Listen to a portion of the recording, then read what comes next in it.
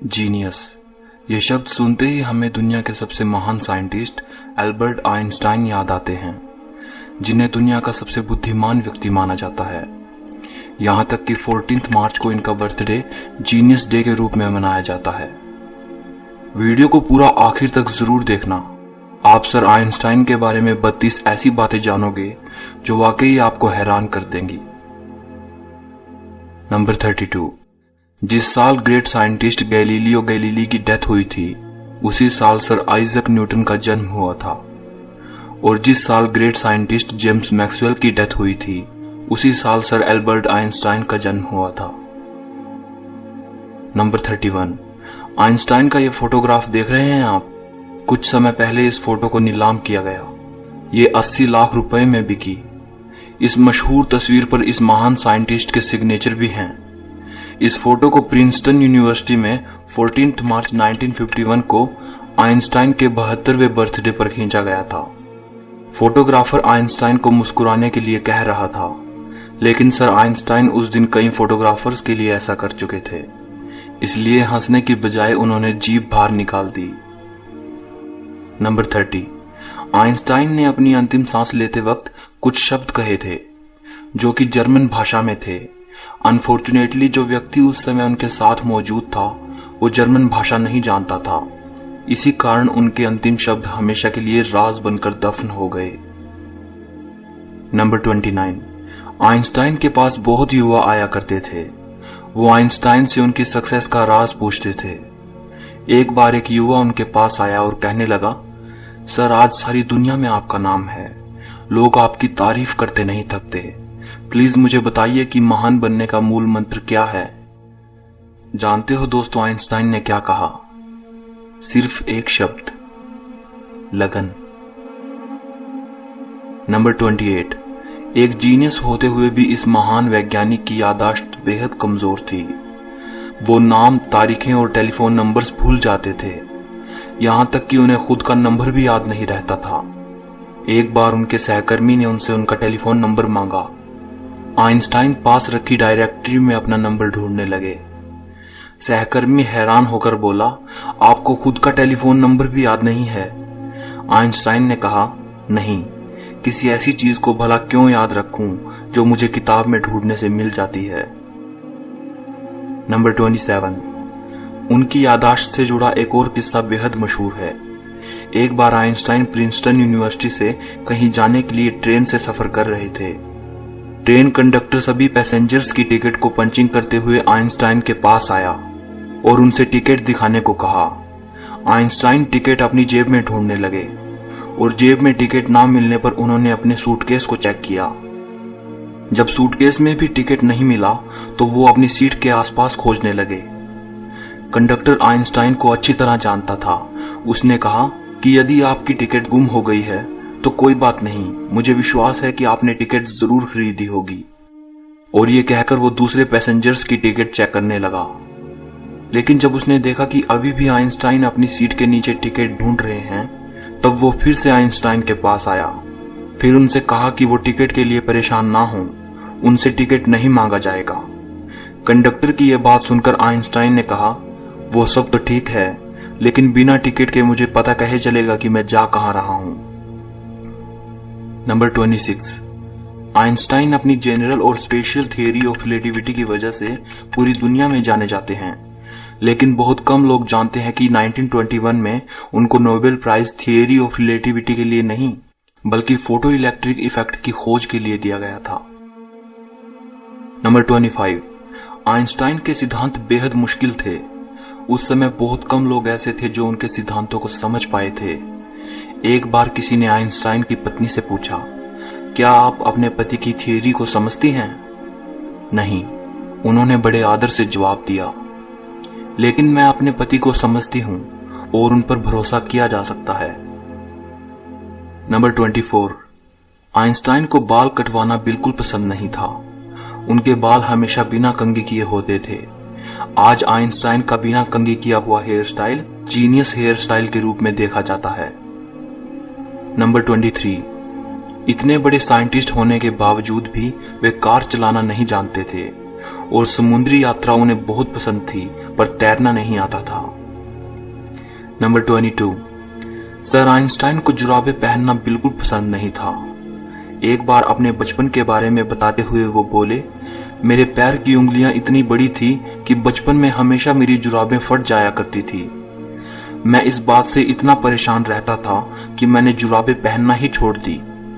Sir Einstein को किसी के भी सामने बहुत अच्छी तरह ड्रेसअप होना पसंद नहीं था, फिर चाहे वे परिचित के बीच में हो या अपरिचित के, उन्हें कोई फर्क नहीं पड़ता था। नंबर 21, बचपन में आइंस्टाइन को मंदबुद्धि लड़का माना जाता था। टीचर ने तो यहां तक कह दिया था कि यह लड़का जिंदगी में कुछ नहीं कर पाएगा। वही लड़का बाद में दुनिया का सबसे महान साइंटिस्ट बना। नंबर 20, जैसा कि मैंने बताया कि आइंस्टाइन को मंदबुद्धि कहा जाता था, एक बार आइंस्टाइन के मैथ के प्रोफेसर ने उनको लेजी डॉग कह दिया था।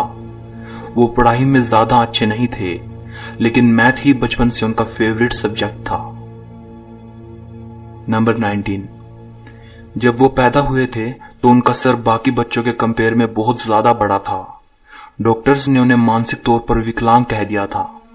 7 साल का होने से पहले पढ़ना शुरू नहीं किया था। वे हमेशा लड़ते हुए स्कूल जाते थे। नंबर 18, 4 साल की उम्र तक वे कुछ बोल भी नहीं पाते थे। एक बार अपने पेरेंट्स के साथ खाना खाते हुए अचानक वे पहली बार बोले, सूप कितना गर्म है। ये सुनने के बाद उनके पेरेंट्स की हैरानी का ठिकाना न रहा। नंबर 17, आइंस्टाइन को साइंस में इंटरेस्ट तब हुआ जब वो 5 साल के थे और उनके पिता ने उन्हें एक कंपास लाकर दिया। वे इस बात से हैरान थे कि कौन सी शक्ति नीडल पॉइंट को एक डायरेक्शन में रखती है। बस यहीं से उनके अंदर साइंस को लेकर इंटरेस्ट पैदा हो गया। नंबर 16, अमेरिका की विश्व विख्यात टाइम्स मैगजीन ने 1999 में एल्बर्ट आइंस्टाइन को पर्सन ऑफ द सेंचुरी, 20वीं सदी का सबसे महान व्यक्ति करार दिया था। नंबर 15, साल 1952 में आइंस्टाइन को इजराइल का राष्ट्रपति बनने का ऑफर आया, लेकिन उन्होंने ये कहकर ऑफर के लिए मना कर दिया कि वे पॉलिटिक्स के लिए नहीं बने, बल्कि साइंस के लिए बने हैं। नंबर 14, आपका फेवरेट साइंटिस्ट कौन है? शायद आप में से बहुत लोगों के फेवरेट आइंस्टाइन ही हों, बट क्या आप जानते हैं कि आइंस्टाइन के फेवरेट साइंटिस्ट कौन थे? Galileo Galilei. नंबर 13, पशु पक्षियों से उन्हें बेहद लगाव था। घर में उन्होंने एक बिल्ली पाली थी जो बारिश के मौसम में हमेशा उदास रहा करती थी।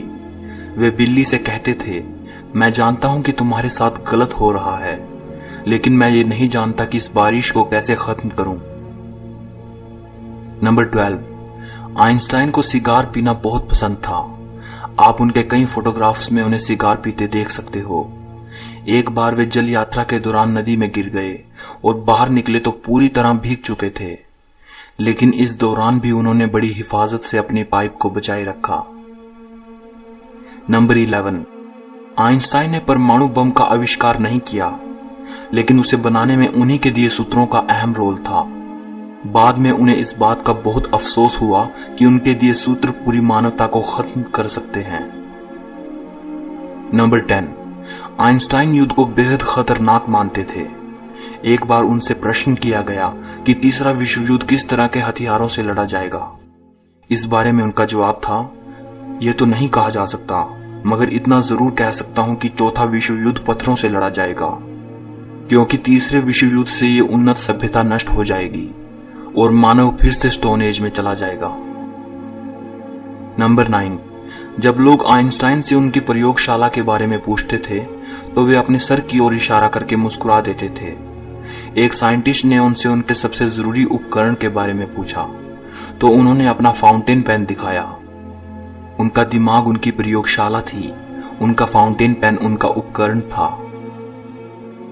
नंबर 8, पूरे फोकस के साथ काम करने के लिए वो अपने आराम में कोई कसर नहीं छोड़ते थे, इसलिए पूरे 10 घंटे की नींद लिया करते थे ताकि अच्छे से अपना काम कर पाए।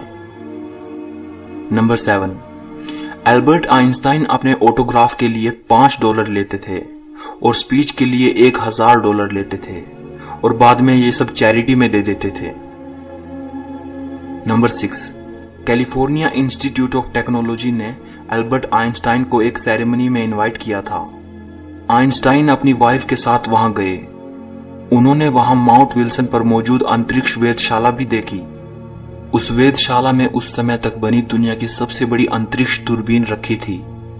इतनी बड़ी दूरबीन को देखकर आइंस्टाइन की पत्नी ने वेधशाला के इंचार्ज से पूछा, इतनी बड़ी दूरबीन से आप क्या देखते हैं? इंचार्ज को लगा कि मिसेज आइंस्टाइन को एस्ट्रोनॉमी का ज्ञान कुछ कम है। उसने बड़े रौब से जवाब दिया, इससे हम ब्रह्मांड के रहस्यों का पता लगाते हैं। मिसेज आइंस्टाइन ने कहा, बड़ी अजीब बात है, मेरे पति तो ये सब उनको मिली चिट्ठियों के पन्नों पर ही कर लेते हैं। नंबर 5, जब आइंस्टाइन प्रोफेसर थे तब एक दिन एक स्टूडेंट उनके पास आया। वो बोला, इस साल की परीक्षा में वही प्रश्न आए हैं जो पिछले साल की परीक्षा में आए थे। आइंस्टाइन ने कहा, हाँ, लेकिन इस साल उत्तर बदल गए हैं। नंबर 4, आइंस्टाइन का एक पत्र जिसमें उन्होंने ईश्वर और धर्म को लेकर अपने विचार लिखे थे 20 करोड़ 38 लाख रुपए में बिका। यह पत्र उन्होंने अपनी मृत्यु से 1 साल पहले लिखा था। 2 पन्नों का यह पत्र 3 जनवरी 1954 को जर्मनी के दार्शनिक एरिक गटकाइंड को लिखा गया था, जिन्होंने आइंस्टाइन को अपनी नई book choose life the biblical call to revolt पढ़ने के लिए भेजी थी। इस बुक के जवाब के तौर पर आइंस्टाइन ने एरिक को यह पत्र लिखा था। पत्र में वो कहते हैं, मेरे लिए भगवान कुछ भी नहीं बल्कि लोगों की कमजोरी से पैदा हुआ एक शब्द है। बाइबल आदरणीय तो है लेकिन प्राचीन कहानियों का संग्रह मात्र है। वे आगे लिखते हैं, किसी तरह की व्याख्या चाहे वो कितनी ही रहस्यमय क्यों ना हो, इस बारे में उनके विचारों को नहीं बदल सकती। नंबर 3, आइंस्टाइन की मृत्यु के बाद डॉक्टर थॉमस हार्वे ने आइंस्टाइन की फैमिली की इजाजत लिए बगैर ही उनके दिमाग को रिसर्च के लिए निकाल लिया था। इस हरकत के लिए डॉक्टर हार्वे को नौकरी से निकाल दिया गया, लेकिन उन्होंने कहा कि ऐसा उन्होंने सिर्फ रिसर्च के लिए किया है और वो वादा करते हैं कि आइंस्टाइन के दिमाग पर रिसर्च करेंगे। उनके दिमाग को 20 सालों तक एक जार में रखा गया और उस पर रिसर्च की गई। रिसर्च में पाया गया कि उनके दिमाग में आम इंसान से ज्यादा सेल्स थे। यही वजह थी कि उनका दिमाग बहुत असाधारण सोचता था। नंबर 2, आइंस्टाइन अगर चाहते तो और भी जी सकते थे। अपने आखिरी समय में जब वो बीमार हुए तो डॉक्टर्स ने उनका ऑपरेशन करना चाहा, तो आइंस्टाइन ने इसके लिए मना कर दिया। उन्होंने कहा, अब जिंदगी को मशीनों के सहारे चलाना बेकार है। मैं अपनी जिंदगी जी चुका हूं, आर्टिफिशियल तरीके से जीने में कोई मजा नहीं। नंबर 1, सोरबोन यूनिवर्सिटी में 1930 में आइंस्टाइन ने कहा था, अगर मेरी थ्योरी सही साबित हो जाती है तो जर्मन मुझे आदर्श जर्मन नागरिक कहेगा और फ्रांस मुझे विश्व नागरिक का सम्मान देगा। लेकिन अगर गलत साबित होती है तो फ्रांस मुझे जर्मन कहेगा और जर्मन मुझे यहूदी कहेगा। सो इस वीडियो के लिए इतना ही। इस महान वैज्ञानिक की ये बातें अगर आपको पसंद आई हों तो लाइक जरूर करना। कमेंट करके मुझे बताइएगा कि आपकी सर एल्बर्ट आइंस्टाइन के बारे में क्या राय है।